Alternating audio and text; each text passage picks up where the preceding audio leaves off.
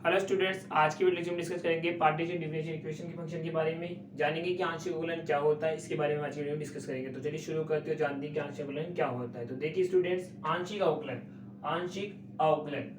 अवकलन दो शब्दों से मिलकर बना हुआ है। पहला है आंशिक और दूसरा है अवकलन। तो सबसे पहले समझते हैं कि अवकलन क्या होता है, उसके बाद हम समझानेंगे कि आंशिक अवकलन क्या होता है। तो देखिए अवकलन के बारे में जानते हैं। तो चलिए स्टूडेंट, सबसे पहले समझते हैं कि अवकलन क्या होता है। अवकलन के बारे में हमने कक्षा 12 में पढ़ा था। तो कक्षा 12 में आपने देखा होगा कि आपको कई बार इस टाइप कोई फंक्शन दे दिए जाते थे, sin x स्क्वायर टाइप का हो गया, या cos x टाइप के, या आपको दिया tan x टाइप का कोई फंक्शन दे दिया जाता था, या ज्यादा फंक्शन दे दिया गया तो 3x स्क्वायर, इस टाइप के कोई कोई फंक्शन दे दिए जाते थे। तो आप इनका वहां पे अवकलन करते थे। तो यहाँ पे जो आपको फंक्शन दिए गए, ध्यान से देखिए, जो हमें कक्षा 12 में जो भी फंक्शन दिए गए थे वो सभी के सभी क्या थे, हमारे एक चर वाले फलन थे। एक चर मतलब सिंगल वेरिएबल वाले फंक्शन थे। सभी के सभी देखिए, सिंगल वेरिएबल मतलब सब में x x x x सभी x के ही फलन होते थे वहां पे। तो हम इनका अवकलन कैसे करते थे? जैसे मान लीजिए ये कोई फंक्शन दे रखा है आपको, तो आप इसका अवकलन कैसे करते थे? सबसे पहले जो फंक्शन दिया गया उसको हम किसी न किसी वेरिएबल के बराबर मान लेते थे। हमने माना कि y बराबर में फंक्शन हमें मान लिया है।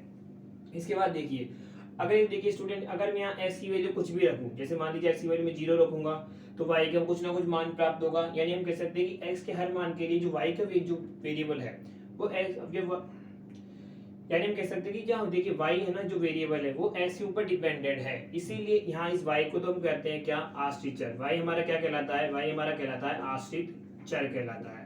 और यहाँ जो x बचा, ये x क्या है? x हम अपनी मर्जी से इसकी वैल्यू रखते हैं, तो ये हमारा कहलाता था वहां पे क्या, स्वतंत्र चर कहलाता था। स्वतंत्र चर कहलाता था। इसके बाद देखिए हम यहाँ क्या करते थे, इसका अवकलन करते थे। अवकलन के लिए हम अवकलन संकारक का यूज करते थे। अवकलन संकारक में क्या होता था, dy बाई dx। देखिए क्योंकि फंक्शन हमारा x का है, इसलिए हम क्या करते हैं, इसका x के रेस्पेक्ट में अवकलन करते थे। तो dy बाई dx लिखेंगे। y की वैल्यू क्या थी, dy बाई dx और sin x, sine x square, sine square x, ये वाला फंक्शन था और इसका अवकलन करना हम जानते थे।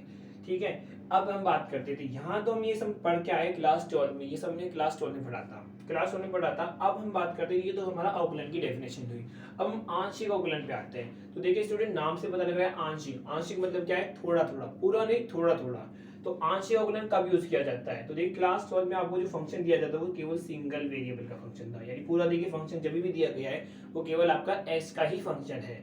लेकिन अगर आपको मान लीजिए कुछ इस टाइप का फंक्शन दे दीजिए, जैसे मान लीजिए एक्स स्क्वायर प्लस 3xy, या इस टाइप का दिया 3x² इस टाइप का फंक्शन दे दिया जाए और अब आपसे बोले इनका अवकलन कीजिए, तो आप इनका अवकलन कैसे करेंगे? क्योंकि हमने तो अवकलन कक्षा 12 में केवल सिंगल वेरिएबल का फंक्शन पढ़ा था। यहाँ देखिए x भी है, y भी है, यहाँ x y z भी है। तो इस टाइप के फंक्शन का आप अवकलन किस तरीके से करेंगे? तो जब भी आपके पास एक से ज्यादा फंक्शन है, एक से सॉरी, जब भी आपके पास एक से ज्यादा वेरिएबल आ जाए, उस केस में अगर आपको अवकलन करने के लिए बोला जाए, तो जो हम अवकलन यूज करते हैं उस केस में इस टाइप के फलनों का अवकलन हम यूज करने के लिए किस टाइप के अवकलन का यूज करते हैं? हम यूज करते हैं आंशिक अवकलन का। यानी जब हमारे पास फंक्शन एक से अधिक वेरिएबल का हो तब हम यूज क्या करते हैं, आंशिक अवकलन का यूज करते हैं। अवकलन ना के उसको आंशिक अवकलन कहते हैं। अब देखिए यहाँ पे जो फंक्शन दिया गया था आप उसे कैसे करते थे, उसके बाद देखिए हम क्या करते थे, यहाँ क्या करते थे भाई, फंक्शन दे दिया गया उसको y बराबर मानते थे। अब यहाँ देखिए जो फंक्शन दिया जाएगा, मान लीजिए आपके पास ये वाला क्वेश्चन दिया 3x² टाइप में कोई क्वेश्चन दे दिया गया आपको, तो यहाँ हम क्या करते थे भैया, इसका कुछ ना कुछ वेरिएबल y के बराबर मानते थे। यहाँ देखिए x y z दे रहे, तो मान लीजिए मैं इसको क्या मान लूँ, u के बराबर मान लूँ। जहाँ u क्या होगा हमारे पास, x y z पर डिपेंडेंट होगा। u हमारा क्या होगा, x y z पर डिपेंडेंट होगा, और x y z हमारे अलग अलग फंक्शन होंगे। उसके बाद हम इसका अवकलन करते थे। तो देखिए यहाँ अवकलन के लिए ये क्या है हमारा, ये अवकलन का संकारक आता था dy बाई dx। अब हम यहाँ कौन सा अवकलन यूज करेंगे, आंशिक अवकलन। तो ध्यान रखना, आंशिक अवकलन के लिए संकारक आता है उसे हम डिनोट करते हैं डेल से, del by by del x अगर, या del by by del y के सापेक्ष कर रहे हैं, del by by del z अगर z के सापेक्ष कर रहे हैं। तीनों का अलग अलग रोल है। यानी कि यहाँ डेल, यहाँ d का यूज करते थे dy बाई dx, यहाँ d का यूज ना करके क्या यूज करेंगे, डेल बाई डेल x। किसके लिए, आंशिक अवकलन के लिए। आंशिक अवकलन क्या करें, डेल बाई डेल एक्स। अब देखिए del by del X meaning मीनिंग क्या है, जैसे यहाँ होता था एक्स के सापेक्ष अवकलन करना, इसका मीनिंग क्या है? अगर हम बात करें डेल बाई डेल एक्स का, तो इसे हम डेल करेंगे एक्स के सापेक्ष आंशिक अवकलन। यहाँ इसका मीनिंग क्या होगा हमारा, s के सापेक्ष आंशिक अवकलन। और यहाँ हम अगर बात करें तो इसका मीनिंग क्या होता था, s के सापेक्ष अवकलन, लेकिन यहाँ क्या होगा, s के सापेक्ष आंशिक अवकलन होगा। अब देखिए जब ये वाला फंक्शन किसी इसके ऊपर ऑपरेट होगा तो ये कैसे ऑपरेट होगा, इसका एक और टाइप देखिए बे, जब आप del Y by del X लिखते हो, इसका मीनिंग क्या है कि x के अलावा सभी चर व अचर राशियां कांस्टेंट होगी। यानी कि ये फंक्शन जब भी ऑपरेट होगा तो भैया ये x के अलावा सभी, चाहे वो चर राशियां, चर राशियां मतलब आपके जैसे y z X Y Z, sorry S के अलावा बोले तो वाई जेड, इस टाइप की जो चर होती है चर राशियां तथा अचर राशियां सभी क्या होगी, कांस्टेंट होगी। चलिए इसे एक एग्जांपल के माध्यम से समझते हैं। तो देखिए अब u का मुझे क्या करना है, आंशिक अवकलन करना है। तो कैसे करेंगे, तो भैया u का पूरे का एक साथ नहीं होगा, या पहले आंशिक मतलब पहले या तो x का करूं, थोड़ा x का होगा, थोड़ा y का होगा, थोड़ा z का होगा, एक साथ हो जाता तो ये अवकलन हो जाता। लेकिन यहाँ क्या यूज करेंगे हम, आंशिक अवकलन।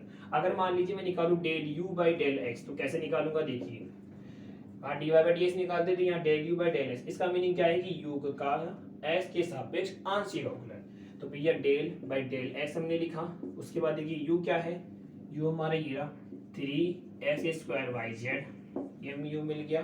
उसके बाद देखिए डेल बाई डेल x का मीनिंग क्या है कि भैया x के सापेक्ष जो यहाँ आपने लिखा ना उस वेरिएबल के अलावा सभी, चाहे कोई चर हो चाहे अचर राशि हो, कैसे करोगे, जैसे कांस्टेंट की तरह ट्रीट करोगे। जैसे मान के चलो हमने लिखा 3x², इसका मुझे अवकलन करना है तो dy बाई dx, हम इसका अवकलन करते तो क्या करते, 3 हमारा कांस्टेंट हो जाएगा, 3 को बाहर निकाला, dy बाई d और x² का अवकलन कर देते थे हम, सिंपल सा। तो इसका आंसर क्या जाता, 3 मल्टीप्लाई 2x, ये आता था।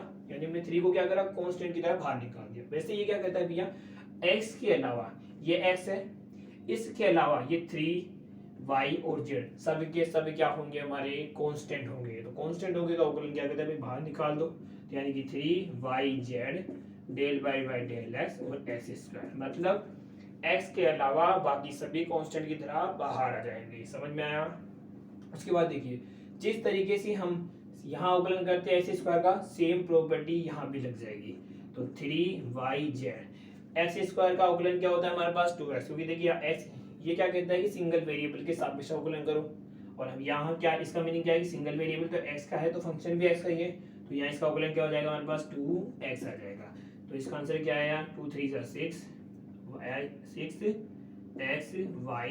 ये क्या है हमारे पास, del u by del x, x के सापेक्ष u का आंशिक अवकलन हमारे पास ये आया है। अब मान लीजिए ये तो मैंने x के सापेक्ष किया, अब मैं इसका आपको देखिए y के सापेक्ष भी हो सकता है, इसी प्रकार हम z के सापेक्ष भी करेंगे। तो दोनों के सापेक्ष और करके देखते हैं। तो देखिए आगे, अब देखिए स्टूडेंट, मान लीजिए मैं u का del u by del y निकालो, इसका मीनिंग क्या है कि u का y के रेस्पेक्ट में आंशिक अवकलन करना है। तो भैया u की वैल्यू क्या थी हमारे पास, u की वैल्यू ये रही, डेल बाई डेल y लिखा, u की वैल्यू है 3x² yz। जहां देखिए वैसे मैंने यहाँ क्या किया था भैया, x के अलावा सभी कांस्टेंट की तरफ बाहर निकाल लिए थे हमने। तो यहाँ हम बात करेंगे भैया x, यहाँ y की देखो जो नीचे था ना, याद रखना जो नीचे था ये नीचे है, उसको छोड़ के बाकी सबको बाहर निकाल लो। यहाँ क्या है y, यानी y का फंक्शन रहना चाहिए, बाकी सभी क्या होंगे, कांस्टेंट की तरह बाहर आ जाएंगे।